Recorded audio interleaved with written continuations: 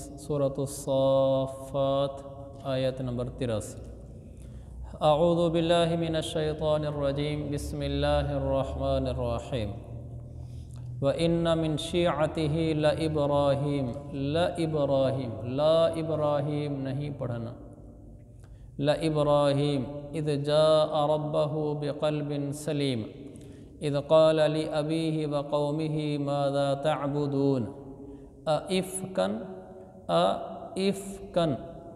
أئفكا آلهة دون الله تريدون فما ظنكم برب العالمين فنظر نظرة في النجوم فقال إني سقيم فتولوا عنه مدبرين فراغ إلى آلهتهم فقال ألا تأكلون ما لكم لا تنطقون فراغ عليهم ضربا باليمين فأقبلوا إليه يزفون قال أتعبدون ما تنحتون والله خلقكم وما تعملون۔ بس یہاں تک۔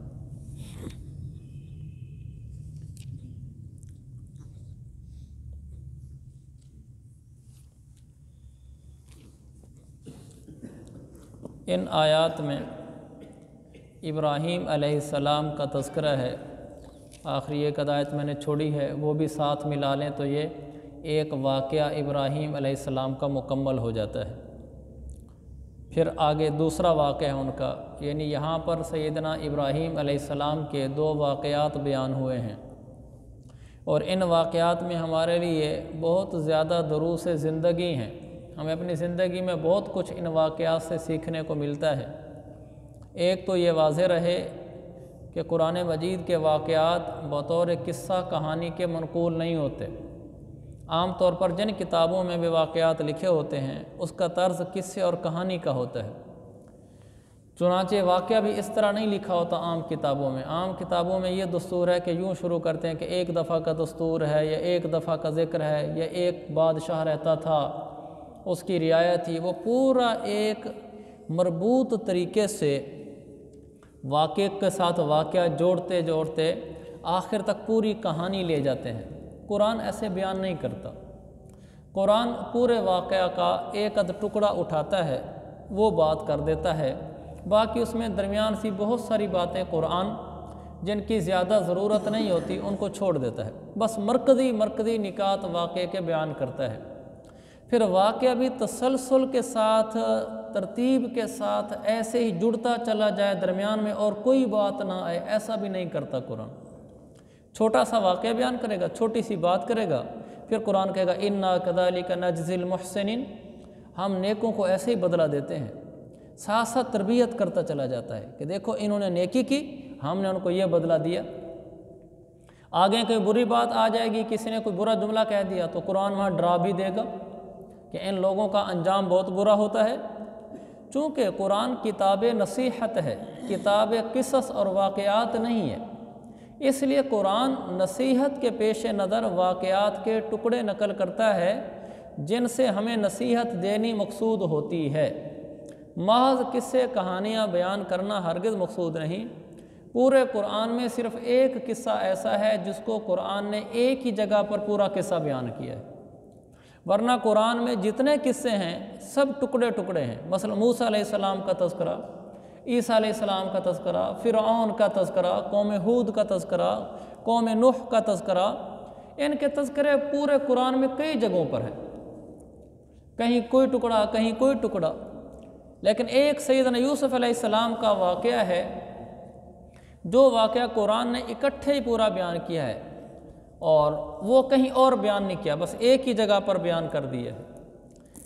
یہ ہے بتانے کے لیے کہ قرآن کے پیش نظر نصیحت ہوتی ہے، عبرت دلانا ہوتی ہے، قصہ مقصود نہیں ہوتا۔ اور یوسف علیہ السلام کا پورا قصہ اس لیے اکٹھے بیان کیا کہ کوئی یہ نہ کہہ سکے کہ قرآن کہیں ایک جگہ قصہ تو بیان کرتا نہیں، اور قرآن کہتا ہے میرے جیسا کلام لے کر آؤ، تو پورا قصہ بیان کرے تو اس جیسا ہم بھی قصہ بیان کر لیں گے۔ تو قرآن نے قصوں کو ٹکڑوں کی شکل میں بھی بیان کیا، جیسے موسیٰ علیہ السلام وغیرہ کے قصے، اور قرآن نے قصے کو پورا ترتیب سے بھی بیان کیا، جیسے یوسف علیہ السلام کا قصہ، اور بتایا نہ قرآن جیسا تم تفصیلی قصہ بیان کرنے کی صلاحیت رکھتے ہو، نہ قرآن کی طرز پر قرآن جیسا قصے کے واقعات بیان کرنے کی صلاحیت رکھتے ہو، ہر لحاظ سے عاجز ہو۔ پھر یوسف علیہ السلام کا قصہ بھی بہت تفصیل سے گو بیان کیا ہے، لیکن اس میں بھی بہت ساری باتیں درمیان میں ایسی تھیں جن کو قصے نے بیان نہیں کیا، وہ خود ہی عقل سے سمجھ میں آ جاتی ہیں۔ مثلا یہ چل کر وہاں ان کے پاس گئے، پھر ان سے ملاقات کی، اس طرح کی باتیں قرآن چھوڑ دیتا ہے، سیدھا کہتا ہے کہ انہوں نے کہا کہ ابا جان ایسا کس طرح ہوا۔ انشاءاللہ جب واقعہ بیان کریں گے تو اس کی ان ساری باتوں کو بھی بیان کریں گے۔ یہاں ابراہیم علیہ السلام کا واقعہ، اِنَّ مِن شِیعَتِهِ لَإِبْرَاہِیم، نوح علیہ السلام کے گروہ میں سے حضرت ابراہیم علیہ السلام بھی تھے، کہ نوح علیہ السلام نبی تھے، ابراہیم علیہ السلام بھی نبی تھے۔ نوح علیہ السلام وحی کے پیچھے چلتے تھے، ابراہیم علیہ السلام بھی وحی کے پیچھے چلتے تھے۔ پیچھے نوح علیہ السلام کا کل واقعہ پڑا تھا۔ اس سے یہ بھی معلوم ہوا کہ لفظ شیعہ کا کیا معنی ہے، کیونکہ اِنَّ مِن شِیعَتِهِ، شیعہ کہتے ہیں گروہ کو، جماعت کو، ایسا گروہ اور ایسی جماعت جن کے نظریات بالکل ایک جیسے ہوں، اس کو شیعہ کہتے ہیں۔ ہمارے زمانے کے جو شیعہ ہیں ان کو شیعہ اس لیے کہا جاتا ہے کہ یہ سارے شروع میں شیعان علی کے نام سے مشہور ہوئے تھے، کہ حضرت علی رضی اللہ عنہ کا گروہ، انہوں نے اپنا نام خود متعین کیا کہ ہم ان کا گروہ ہیں، ان کے پیچھے چلتے ہیں۔ تو اصل تو تھا شیعان علی، اور پھر شیعۃ علی ہو گیا، اب پھر صرف ان کو شیعہ کہتے ہیں، لیکن اصل وہ یہ کہتے ہیں کہ ہمارا جو شیعہ نام ہے وہ شیعۃ علی ہے، کہ ہم علی کا گروہ ہیں۔ تو شیعہ کا معنی گروہ ہوتا ہے۔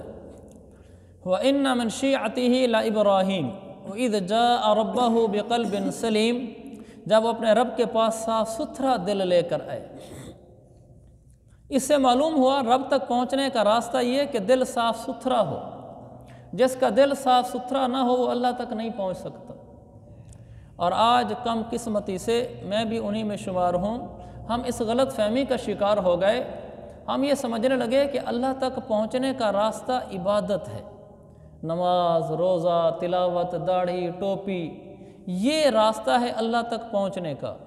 یہ کچھ راستہ ہے، ابھی اس کے آگے اور بھی راستہ ہے، اور وہ راستہ ہے بقلب سلیم، دل کا مسلمانوں سے صاف ستھرا ہونا، دل کا رذیل سے صاف ستھرا ہونا، یہ پورا راستہ ہے۔ عبادت جمع حسن معاشرت اور حسن معاملات، یہ پورا ملتا ہے تو پھر پورا راستہ بنتا ہے اور آگے اللہ ملتا ہے۔ اگر ہم لوگوں نے صرف نماز، روزہ، تلاوت، داڑھی، ٹوپی، پگڑی، سفید لباس کو یہ سمجھ لیا کہ یہی بزرگی اور یہی دین ہے تو یہ بہت بڑی غلطی ہوگی، بلکہ اس کے ساتھ اس کی ضرورت ہوگی کہ ہمارا دل صاف ستھرا ہو۔ کس چیز سے صاف ستھرا ہو؟ دو چیزوں سے۔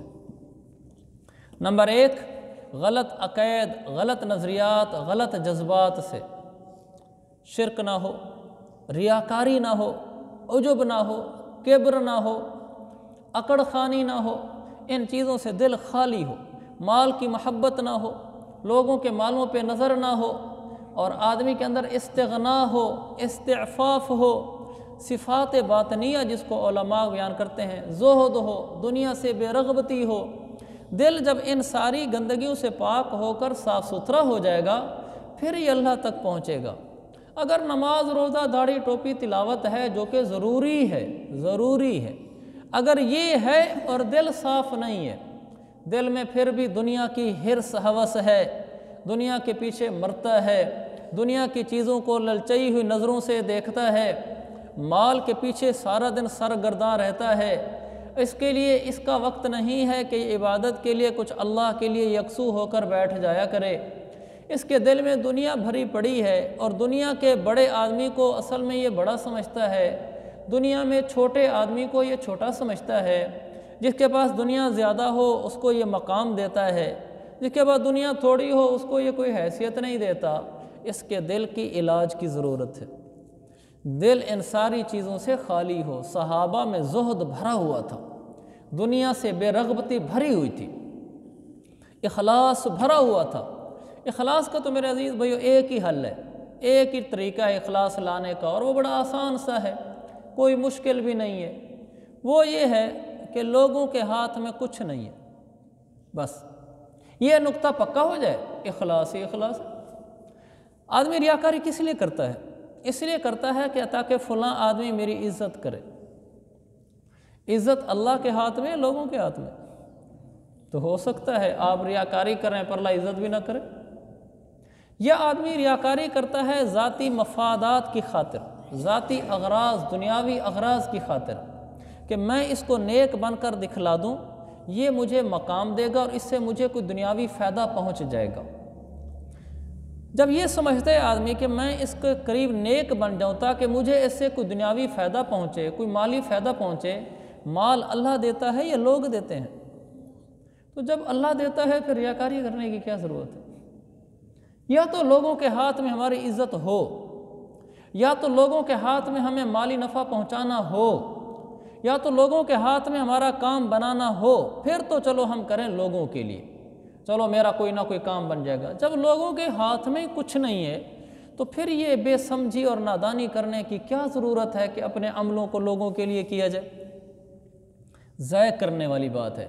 ہر عمل کو اللہ کے لیے کریں، اللہ کے ہاتھ میں سب کچھ ہے، لوگوں کے ہاتھ میں کچھ بھی نہیں ہے، کچھ بھی نہیں ہے۔ یہ نہ کسی کو عزت دے سکتے ہیں، نہ کسی کو مال دے سکتے ہیں، نہ مشکل وقت میں کسی کے کام آ سکتے ہیں۔ یہ سب ایسے ہی دھوکے ہیں، انسان کو لگے رہتے ہیں، وقت آنے پر یہ ساری باتیں کھل جاتی ہیں کہ ان کی کوئی حقیقت نہیں ہے۔ انسان مخلوق کی پرستش نہ کرے کہ ان کو ہر وقت ان کو راضی کرنے کے چکر میں رہے۔ جو آپ کی زیادہ تعریف کرے اس سے محبت کرنے سے انکار نہیں ہے، لیکن یہ نہ سمجھے کہ اوہو یہ تو میری بڑی تعریف کرتا ہے، مجھے اس کے سامنے نیک بن کے رہنا چاہیے تاکہ میری تعریف کرتا ہی رہے۔ اس بیچارے کے ہاتھ میں ہی نہیں ہے، وہ تو اللہ پاک کروا رہا ہے۔ جب تک اللہ کروائے گا لوگ کرتے رہیں گے، جب اللہ نہیں کرائے گا لوگ نہیں کریں گے۔ لوگوں کے آگے جھکنے کی کیا ضرورت ہے؟ اگر ہمارے خلاف کوئی ہو گیا ہے، ہمارے خلاف باتیں کرتا ہے تو اس بیچارے کے ہاتھ میں نہیں ہے، وہ میرے کسی عمل کی وجہ سے میرے خلاف ہوا پڑا ہے۔ میں اللہ کے ساتھ معاملہ سیٹ کروں، میری کوئی تعریف کرے تو اللہ کے آگے جھکوں کہ اللہ یہ تو نے دی ہے عزت اور بلا وجہ دی ہے، کوئی سبب نہیں ہے میرے اندر، مہربانی کرنا یہ واپس نہ لے لینا۔ برائی کرتا ہے کوئی، یہ نہ کہے کہ لوگ برے ہیں، کہا بلکہ یوں کہے یہ میرے کسی بد عملی کی وجہ سے ہے، یا اللہ اس سے مجھے توبہ کی توفیق عطا فرما۔ رخ اللہ کی طرف ہی رکھے، لوگوں کی طرف بالکل نہ رکھے، یہ دل کی صفائی ہے۔ مال سے بھی متاثر نہ ہو، عہدوں سے بھی متاثر نہ ہو، گاڑیوں سے بھی متاثر نہ ہو۔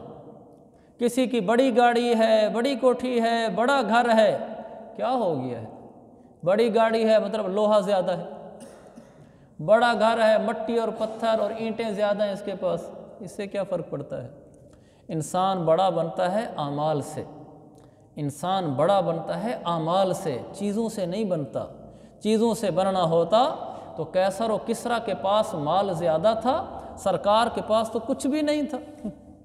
جب 9 ہجری میں حضور صلی اللہ علیہ وسلم کچھ دنوں کے لیے بالا خانے پر تشریف لے گئے تھے، ازواج مطہرات سے کچھ رنجش اختیار فرمائی تھی کسی تربیت کے پیش نظر، تو جب حضرت عمر رضی اللہ عنہ وہاں پہنچے ہیں تو دیکھا تو حضور صلی اللہ علیہ وسلم ایک چٹائی پر چٹائی ہے اس پر آرام فرما رہے ہیں، ایک مشکیزہ لٹکا ہوا ہے، تھوڑے سے جو وغیرہ رکھے ہوئے ہیں۔ حضرت عمر کی آنکھوں میں آنسو آ گئے، تو اللہ کے نبی سے کہنے لگے یا رسول اللہ، یہ کیسر و کسریٰ تو باغات میں رہیں اور آپ اتنا سا تھوڑا سا سامان، چھوٹے سے ایک جو رکھے ہوئے ہیں اور تھوڑا سا ایک مشکیزہ لٹکا ہوا ہے، ایک چارپائی ہے، بس ایک مشکیزہ، ایک چٹائی، ذرا سے جو، ایک چارپائی، بدن پہ کپڑے بھی واجبی سے، نہ خود پسندی نہ خود نمائی، یہی ہے کل کائنات جس کی، گنی نہ جائیں صفات جس کی، وہی تو سلطان بحر و بر ہے، میرا پیمبر عظیم تر ہے۔ تو کہنے لگے یا رسول اللہ، آپ اتنی قسمہ پرسی میں اور وہ ایسے باغات میں، آپ نے فرمایا عمر ابھی تک دھوکے میں ہو، ان کے لیے دنیا ہے، ہمارے لیے آخرت ہے۔ تو اللہ کے نبی کے پاس مال نہیں ہے لیکن وہی تو سلطان بحر و بر ہے، عظمت انہی کو حاصل ہے جن کے پاس خزانے تھے، ان کو عظمت نہیں ملی۔ بڑا بنتا ہے انسان اعمال سے، اشیاء سے نہیں بنتا۔ اعمال کی دوڑ لگانی چاہیے۔ تو میں عرض کر رہا تھا بقلب سلیم، صاف ستھرا دل لے کر آئے۔ ایک تو میں کہہ رہا تھا دل صاف ہونے کی دو باتیں بتا رہا تھا۔ ایک یہ ہے کہ یہ ریاکاری، عجب، تکبر، حرص، اس سے خالی ہو۔ عجب اور تکبر کیا ہوتا ہے؟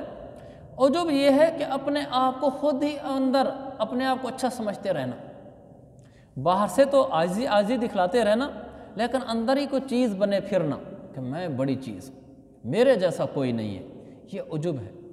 ایک ہوتا ہے تکبر۔ تکبر یہ ہوتا ہے کہ اندر اپنے آپ کو بھی اچھا سمجھتا ہے اور باہر بھی اس کا اظہار کرتا ہے، بڑا بن کے رہتا ہے، لوگوں کو نیچے رکھتا ہے، اکڑ ہے اس میں، یہ تکبر ہے۔ تکبر تو لوگوں کے ہاں بھی ناپسندیدہ ہے۔ عجب کسی کو پتہ نہیں ہوتا، عجب صرف اللہ کو پتہ ہوتا ہے۔ عجب بھی ناپسندیدہ ہے کہ انسان اپنی ذات میں کوئی چیز بنا پھر رہا ہو۔ عجب کی ضد یہ ہے کہ انسان اپنی نظروں میں مٹا ہوا ہو، نظروں میں مٹا ہوا ہو کہ میری کیا حیثیت ہے، میری کیا اوقات ہے، اللہ نے پردے رکھے ہوئے ہیں، جب چاہے پردے ہٹا دے، تو جہاں کہوں وہیں آ کے ڈھیر گروں گا، میری تو حیثیت ہی کچھ نہیں۔ یہ آدمی عجب سے پاک ہے، لیکن اندر ہی اندر کچھ سمجھتا ہے اپنے آپ کو، اوپر سے جی عاجزی اختیار کرتا ہے، یہ منافقت ہے۔ تو ان سارے فاسد جذبات سے دل صاف ستھرا ہو، یہ ایک بات ہے۔ دوسرا، دل کے صاف ستھرا ہونے کی بات، مسلمانوں سے اس کو نفرت نہ ہو، کینہ نہ ہو، بغض نہ ہو، حسد نہ ہو، لوگوں پر جلتا نہ ہو۔ ہمارے ہاں دو آدمی ہوں اور ان میں سے ایک آدمی آگے نکل جائے مال کے لحاظ سے، دوسرا بیچارہ آگے تو نہیں نکل سکتا، جلنا شروع کر دیتا ہے، حسد کرنا شروع کر دیتا ہے کہ کسی طریقے سے اس کے پاس بھی جو کچھ ہے یہ ختم ہو جائے، میرے پاس چاہے حاصل ہو یا نہ ہو۔ یہ حسد ہے۔ دو دکانیں ایک جیسی کھل گئی، دونوں میڈیکل سٹور ہیں، دونوں جوتے کی دکانیں ہیں، دونوں کپڑے کی دکانیں ہیں، ایک زیادہ چلنا شروع ہو گئی، دوسری دکان پیچھے رہ گئی، اب اس میں حسد پیدا ہوگا، کسی طریقے سے اس کی دکان کا کوئی نقصان ہو جائے، یہ بھی میری طرح نیچے آ جائے، یہ حسد ہے۔ دو دوست ہیں، کلاس فیلو ہیں، ایک آگے نکل گیا، دوسرے کو وہ مقام نہیں مل سکا، حسد شروع ہو جائے گا۔ تو حسد، ان الحسد یأکل الحسنات کما تأکل النار الحطب، حسد نیکیوں کو ایسے کھا جاتا ہے جیسے آگ لکڑیوں کو کھا جاتی ہے۔ حسد کسی سے نہیں کرنا چاہیے۔ جب حسد ہو جائے تو علاج کیا ہے؟ بیماریاں تو میں نے بتا دی، علاج تو بتایا نہیں۔ اخلاص کا علاج بتایا تھا کہ نیت، دل کی سوچ صحیح کرے، اللہ کے ہاتھ میں سب کچھ ہے، لوگوں کے پاس کچھ نہیں، اخلاص آ جائے گا۔ تکبر اور عجب، اس کا علاج یہ ہے کہ آدمی کے چال میں، گفتار میں، کردار میں عاجزی اختیار کرے۔ یہ مولانا احسان صاحب نے بتایا تھا، گفتار، کردار اور کیا بتایا؟ پھر کر لیتے ہیں، چال، کردار، گفتار پھر بول گئے، نہیں ایک منٹ پھر دیکھ لیتے ہیں، ہم کون سے گھبرانے والوں میں سے ہیں۔ کردار میں، گفتار میں، رفتار میں، وہی چالنا، الفاظ یہ تھے۔ اچھا یہ بھی نا، جو لوگ یہ سٹیج پہ، ممبر پہ، اس جگہ پہ نہیں بیٹھتے، ان کو ایک نسخہ بتاؤ۔ جب آدمی یہاں بیٹھتا ہے نا، کہیں اٹک جائے تو عام طور پر لوگ نا پزل ہو جاتے ہیں، غلطی ہو گئی ہے، گھبرا جاتے ہیں کہ مجمع کے سامنے ہوگی نا، یہ کمزوری ہے اس کی۔ جب کبھی ایسی غلطی ہو جائے نا تو اس کو ایشو ہی نہ سمجھے، کیا ہوگی اگر ہو گئی ہے تو، کہا کہ ایک منٹ ٹھہرو، سوچ لیتے ہیں، تو مجمع کو ٹھہرا دیا، کبھی میں سوچ لیتا ہوں، تو اس میں کیا فرق پڑ گیا ہے؟ ایک یہ ہے کہ اس پر پریشر آئے، مجمع کے سامنے بھول گیا ہوں تو اب پتہ نہیں کیا ہوگا۔ میں ایک جگہ بیان کر رہا تھا تو میں نے بیان میں کہہ دیا کہ یہ 5 چیزیں ہیں، وہ حدیث میں کوئی 5 تھی، اچھا 4 میں نے وہ کر لیں، سنا دیں، 5ویں مجھے بھول گئی، تو میں نے کہا بھی تھا بھی 5 ہے، تو میں نے 4 کر لی تو مجھے 5ویں یاد نہیں آئی، تو میں نے انہیں کہا ایک منٹ ٹھہرو، میں دیکھ کے بتاتا ہوں۔ موبائل میری جیب میں تھا تو وہ چیز موبائل میں تھی، تو میں نے ممبر پہ بیٹھ کے، میں نے ممبر بیٹھ کے موبائل نکالا، پھر اس کی 5ویں چیز دیکھی، پھر دیکھو ان کو بتا دی، تو اسے کیا فرق پڑ گیا؟ اور اگر میرے پاس موبائل میں نہ ہوتی تو دوسرا راستہ یہ تھا، بھئی مجھے بھول گئی ہے، یہ ذہن میں نہیں رہی، بات ختم ہوگی بات۔ یہ میں آپ ان کو بتا رہا ہوں جو کبھی کبھی نا موقع مل جائے نا بات کرنے کا تو طبیعت میں گھبراہٹ آ جاتی ہے کہ یار پتہ نہیں اب کیا ہوگا. گھبرانا نہیں چاہیے، بس اس کا صاف سا حل ہے، جو ہو گیا ہے وہ بتا دے، جو رہ گیا کہ نہیں ذہن میں آ رہا، بس ختم ہوگی بات. تو گفتار، رفتار اور کردار. اچھا یہ جو ہے نا اس کا بھی آپ کو علاج بتا دوں. یہ جو گھبراہٹ ہوتی ہے نا سٹیج پر، ممبر پر یا مصلی پر نماز پڑھانی ہو، اس کا حل ہے. اس کا حل یہ ہے، طریقہ بتاتا ہوں آپ کو. وہ یہ سمجھے میں نے کون سی ان پہ دھاک بٹھانی ہے، میں نے تو اللہ کے لیے کرنا ہے. یہ اس کا حل ہے اور بڑا کامیاب حل ہے. یہ مجمع آدمی پریشر میں تب آتا ہے جب وہ سمجھتا ہے کہ یار میری ان پر دھاک بیٹھے، کیا بولتا ہے، کیا پڑھتا ہے. جب وہ متاثر ہونے لگتی ہے تو کہتا ہے اوہ یار یہ تو مجمع متاثر نہیں ہوگا. نیت ٹھیک کر لے کہ میں نے کون سی ان پہ دھاک بٹھانی ہے. بیان کر رہا ہوں تو میں نے ان کو دین سکھانا ہے، ثواب لینا ہے. نماز پڑھا رہا ہوں تو میں نے اللہ کے نبی کی سنت ادا کرنی ہے امامت کی، وہ میں نے ادا کر کے ثواب حاصل کرنا ہے. میں نے کون سی ان پہ دھاک بٹھانی ہے. غلطی ہو بھی گئی تو کیا ہو گیا. لوگ یہی کہہ دیں گے یار یہ بھول گیا تو کیا ہو گیا، اللہ تو ناراض نہیں ہے نا. بھولا ہی ہوں، غلط شریعت تو نہیں بتائی، بھول ہی گیا ہوں نا، غلط تو نہیں بتائی ان کو، تو اللہ راضی ہے مجھ سے. اللہ راضی ہے تو پھر کیا بات ہے. جب یہ نقطہ دل میں آ جاتا ہے نا پھر پریشر اٹھ جاتا ہے. جب یہ دل میں ہوتا ہے نا کہ دھاک بیٹھے، توتی بولتا ہے اس کا، پھر غلطی ہوتی ہے تو گھبراتا ہے آدمی، کیونکہ مقصد حاصل ہوتا ہے وہ نظر نہیں آتا. تو خیر، تو وہ مولانا احسان سے فرماتے تھے گفتار، رفتار، کردار. پھر بولنے لگا تھا گفتار، رفتار، کردار. ان تین چیزوں میں عاجزی لے آئے اللہ تکبر نکال دے گا. گفتار، بول میں، اپنے بولنے میں عاجزی کے بول بولے، نہیں جی میری کوئی حیثیت نہیں، میں تو کمزور آدمی ہوں، میری کیا حیثیت ہے. اپنے بارے میں بڑے بولنا بولے کہ میرے جیسے دیکھے نہیں ہوگے، ہم جیسا کون ہے یار. اپنے آپ کو چھوٹا بولے، گفتار. رفتار، چلنے میں اپنے آپ کو بڑا نہ بنائے. کہیں دروازے سے گزرنے لگے ہیں خود نہ بڑا بن کے آگے چلے لوگ پیچھے رہیں، میں بڑا بن جاؤں. عاجزی اختیار کرے، دوسرے کو گزارے جی میں چھوٹا آدمی ہوں. گاڑی پہ بیٹھنے لگے تو اگلی سیٹ پہ کسی اور کو بٹھائے، یہ نہیں کہ جلدی سے جا کے بیٹھ گیا جی میں ہی بڑا آدمی ہوں. اپنی جو چال ہے نا اس چال میں لوگ ساتھ چل رہے ہیں تو اس کی کوشش نہ کرے کہ میں بڑا بن کر چلوں، دروازے سے میں پہلے گزروں، فلاں ایسا ہو، بلکہ دوسروں کو آگے کرے. اپنی چال میں عاجزی کرے. کردار میں، اپنے کاموں میں عاجزی کرے. کہیں بیٹھنے لگے ہیں، ایک اچھی جگہ ہے، کچھ ہلکی جگہ ہے، ساتھ والے عزت بھی کرتے ہیں اس کی، خود ہلکی جگہ پہ بیٹھ جائے، دوسرے کو اچھی جگہ پہ بٹھا دے. کہ اپنے کردار سے بھی ظاہر کرے جی میں چھوٹا آدمی ہوں. نیت بھی اندر ہی اندر کرے کہ یا اللہ میں عاجزی سیکھنا چاہتا ہوں، میں چھوٹا بننا چاہتا ہوں، میں بڑا نہیں ہوں، میری کوئی اوقات نہیں ہے.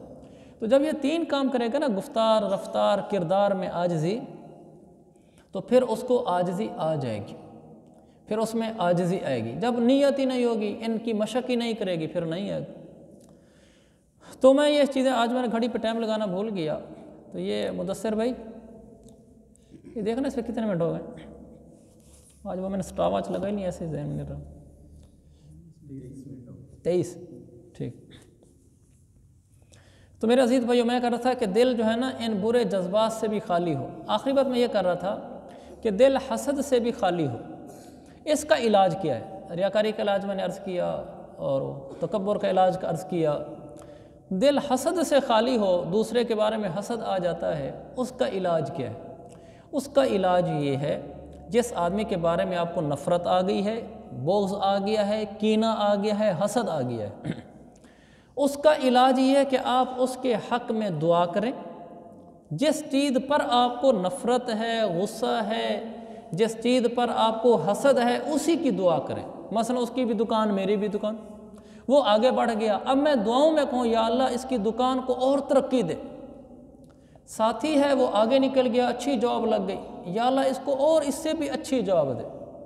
جو چیز ہم نے دیکھی نا کہ وہ اس میں آگے بڑھ گیا، ہمارے رشتہ دار تھے انہوں نے بڑا اچھا گھر بنا لیا، یا اللہ ان کو اس جیسا ایک اور گھر دے. دل ٹوٹ کے رہ جاتا ہے جب آدمی دعائیں کرتا ہے، پہلے اسی سے جل رہا ہوتا ہے، پھر اسی کی پھر دعا کرتا ہے تو وہ ویسے ہی جنازہ نکل جاتا ہے حسد کا. اب یہ کیا جلے گا اس پر جو خود ہی دعائیں کرتا پھر رہا ہے. تو ایک نہ اس کے لیے دعا کرے.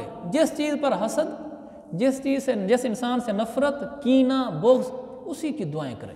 یا اللہ کسی کے بارے میں آپ کو نفرت آ گئی، یا اللہ اس کو بڑی عزتیں دے، یا اللہ اس کو بہت آگے بڑھا، ہاتھ اٹھا کے مانگے. ایک یہ کرے. دوسرا لوگوں کے سامنے نا اس کی تعریف کرے. مثلا اس کی دکان آگے بڑھ گئی، نوکری اچھی لگ گئی، گھر اچھا بن گیا. حسد والا کیا کرتا ہے؟ اب پتہ ہے مجھے دکان کا کیا ہے، ایسے 2 نمبر سامان رکھا ہوا ہے. اس طرح کی باتیں کر کے نا اس کو نیچے کرنے کی کوشش کرتا ہے. گھر بنایا ہمیں پتہ ہے کیسے بنایا ہوا ہے، ادھر ادھر سے پیسے اکٹھے کیے ہیں، فلاں جگہ ڈنڈی ماری ہے تاکہ اس کا تھوڑا سا نیچے ہو جائے گریڈ. یہ کیا کرے؟ لوگوں کے سامنے کہ ماشاءاللہ کیا دکان ہے، کیا ویرائٹی ہے اس میں، کیا چیزیں رکھی ہیں اس نے، بڑی اچھی دکان ہے اس کی. گھر جہاں بیٹھے نا اس کے گھر کی تعریفیں شروع کر دیں. یعنی جو اس کے واقف لوگ ہوں، رشتہ داروں میں، دوستوں میں، آپ کو پتہ ہے فلاں صاحب نے کیا گھر بنایا ہے، کمال گھر ہے ماشاءاللہ، بہت خوبصورت ہے، بڑا عمدہ گھر بنایا ہے، اللہ اس کی نصیب کرے. ہر جگہ اس کی تعریف کریں. جس چیز پہ حسد ہے اسی پہ تعریف کریں، اسی کو کہیں واہ کیا بات ہے، اور اس کو مبارکباد دیں کھلے دل سے، بڑا دل رکھ کر کے. مبارک ہو گھر بنایا ہے، مبارک ہے دکان آپ کی اچھی چل گئی ہے، مبارک ہے اچھی جاب لگ گئی ہے، مبارک ہو آپ کو بھائی.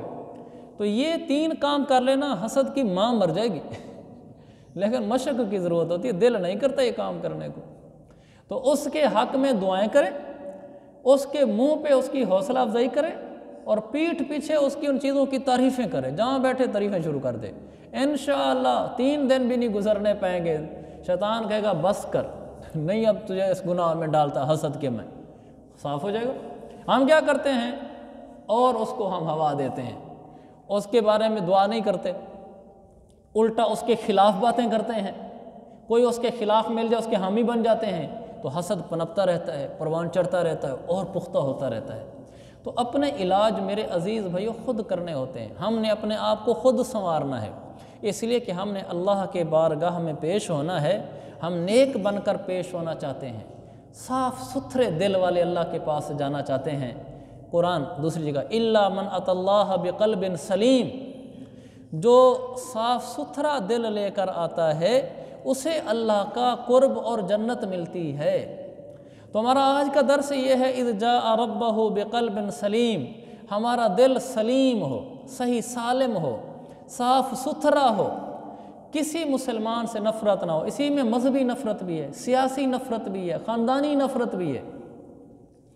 مذہبی، سیاسی، خاندانی، تینوں نفرتیں نہ ہوں.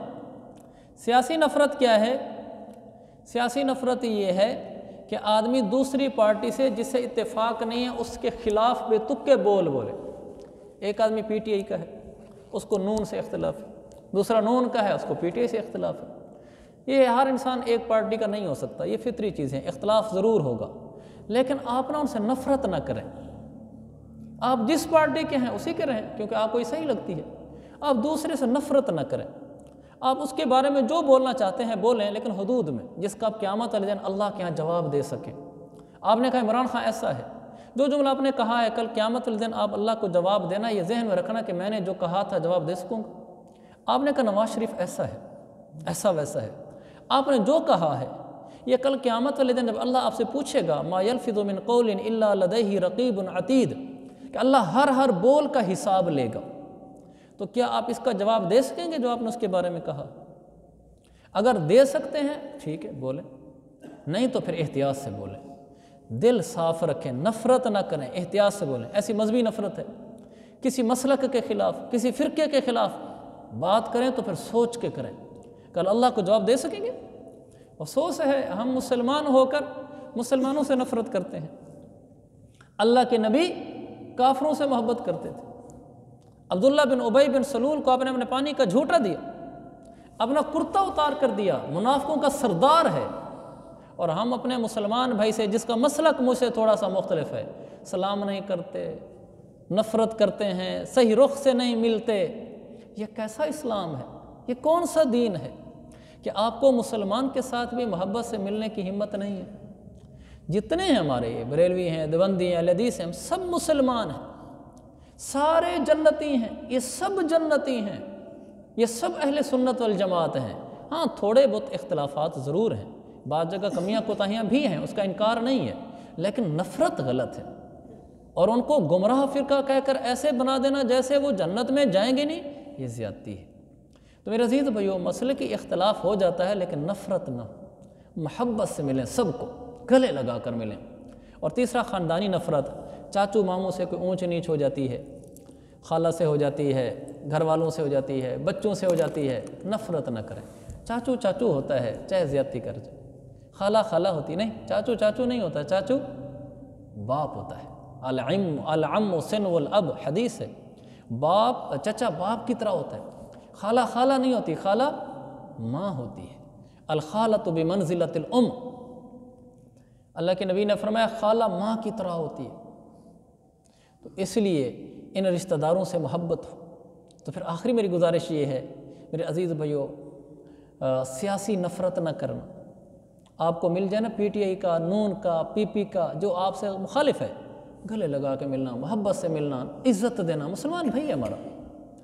اختلاف اپنی جگہ ہے، مسلک کا اختلاف ہے، محبت سے ملنا، دل سے، پالیسی نہیں کہ اوپر سے تو ہاں اندر سے نفرت، یہ کیا فائدہ ہوا؟